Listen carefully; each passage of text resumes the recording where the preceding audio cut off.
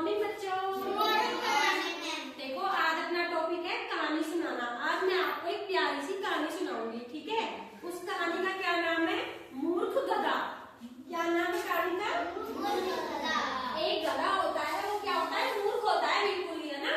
तो इस कहानी को मैं आपसे सुनाऊंगी आपको। क्या है? मूर्ख गधा। एक बार एक व्यापारी होता है। व्यापारी होता है जो सामान बेचता है ना।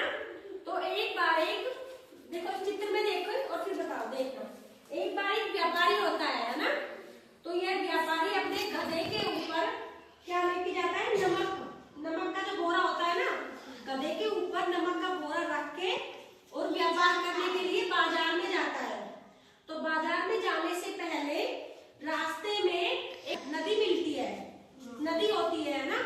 तो वो नदी पार करके जो व्यापारी होता है और जो गधा होता है, व्यापारी और गधे दोनों उस नदी को पार करके जाते हैं। तो जो गधा होता है ना, वो उस नदी में बैठ जाता है, ठीक है। उसको पानी अच्छा लगने लगता है और वो गधा उस नदी में बैठ जाता है थक के, क्योंकि उसकी जो पीठ पे नमक का बोरा